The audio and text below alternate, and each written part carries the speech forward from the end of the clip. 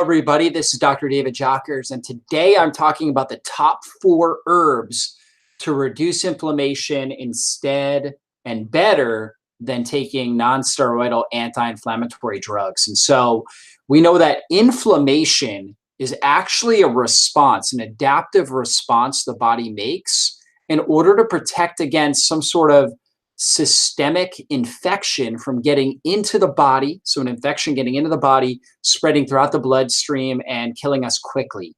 So years ago, people used to die from systemic infections quite often. We've all heard of things like the bubonic plague, where we'd have these infections that got into the body and would spread and basically destroy organ systems and kill us quickly.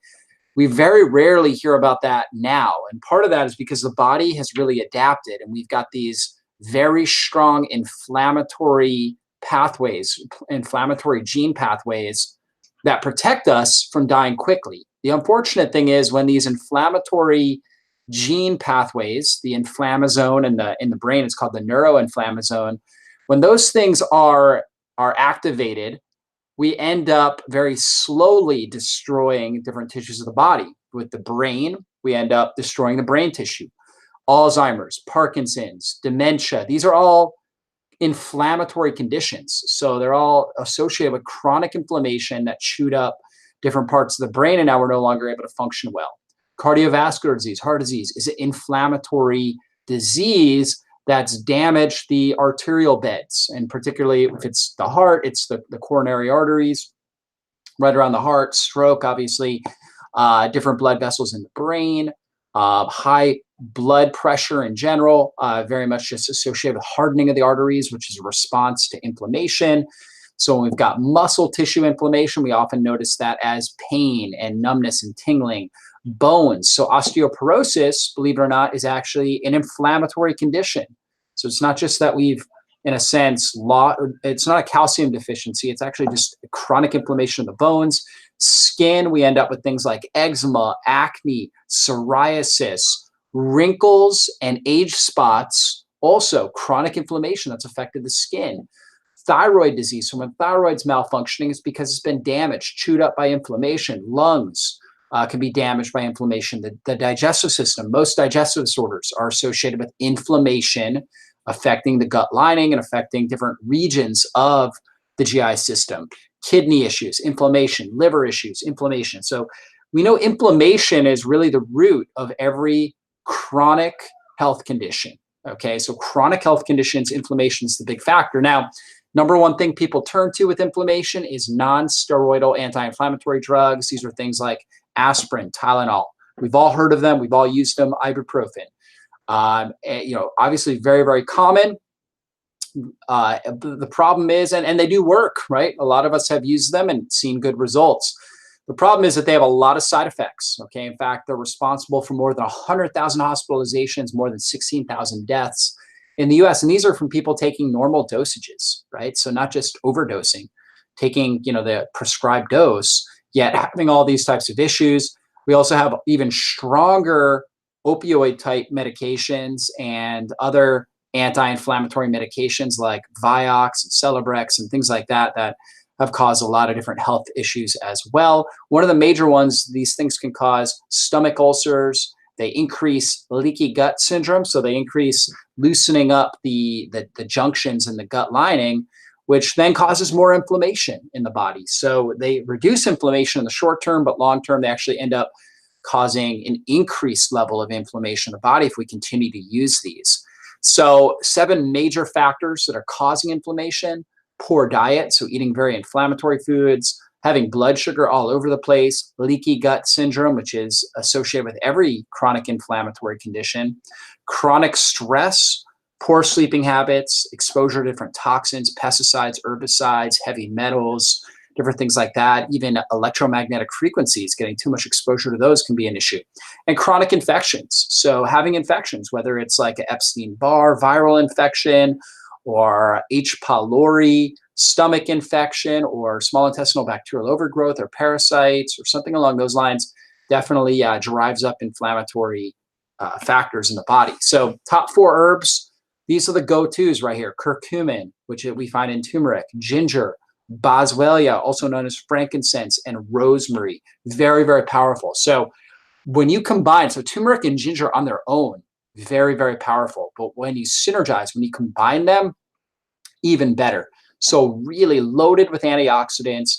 These things, especially when you take a high enough dose, it's hard to get it enough from food. Okay, although I highly recommend using turmeric and ginger in your food.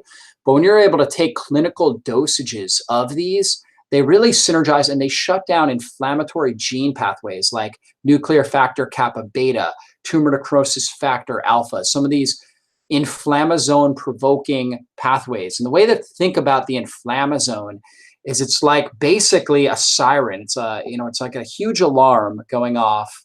So, if there's a bad guy robbing somebody's house, we could send one police officer out to try to, get that one burglar, that one bad guy. And that would be like one antioxidant to help defend against one free radical. Or what if there was like a huge siren going on in the entire, basically in the entire city? Well, that just amplifies inflammation in the body. Okay, and that's basically what happens. Just like the whole city, or the whole region of the body, or the whole body itself is under this inflammatory state. And turmeric and ginger come and they help calm it, and they help balance it, and they help to allow the immune response to have, they don't shut it down, but they allow it to be healthy. They allow it to do what it needs to do without causing excessive damage to the body. And that's what's so powerful. And then when you combine that, you add in another one, Boswellia, also frankincense. Now you've got even stronger benefits. Okay, taking all three of these together has greater benefits than if you took each of them individually at separate times. So I'm a huge fan of getting the synergistic benefit of using really powerful herbal botanicals, okay? For down regulating, again, you can see here, nuclear factor kappa beta, different inflammatory cytokines, cyclooxygenase enzymes. So very important for that. And then you add in something like rosemary. Rosemary is a carminative herb, really good for digestion, just like all of these are. There's a lot you can do with rosemary, but also very, very powerful anti-inflammatory, really good for circulation, lymphatic, in the lymph system, as well as the blood, really good for brain as well, for memory, for reducing stress and anxiety. So really good. And so those are the top 4 herbs. And then I like to combine those with systemic enzymes. Systemic enzymes are like Pac-Man. They go around and they chew up inflammatory proteins. So with the amplification of inflammation, we have all these extra proteins called cytokines that are circulating, like interleukin 6, for example, associated with inflammation in the body. So these go around and they chew up the extra circulating cytokines and circulating interleukins that provoke inflammation. So really, really good from that perspective. They help to reduce excess platelets. And they're also very good for helping the body to break down viruses and get rid of abnormal cells, good for helping with autophagy. So a lot of good benefits here to enzymes, systemic enzymes. And the difference between systemic enzymes and digestive enzymes is systemic enzymes are something you take away from meals. You don't want to take them with meals or they're going to act like a digestive enzyme. So you want to take these away from meals so they can get in the body, get in the bloodstream, and start chewing up all these inflammatory provoking agents. Okay, very, very important. And that's why we've actually combined systemic enzymes, because you can get things like WOB enzyme, for example, and different, we have one called proteoenzymes, which is really, really good for reducing inflammation. We also combined this with all the herbs that I just discussed, as well as bioflavonoids, okay, which are another powerful anti-inflammatory. And we created this product right here called Flam Defense. This is a product, a go-to product. If you're dealing with inflammation, whether it's chronic pain, whether you're dealing with mood issues, anxiety, depression, maybe skin issues like eczema, things like that, and you want to reduce that inflammation, you want something that packs a punch to get that inflammation down, this is my go-to. Flam Defense, really powerful for this because it has those 4 herbs, turmeric, ginger, the boswellia, in clinical dosages that are shown in research to have a very powerful effect at downregulating these inflammatory gene pathways.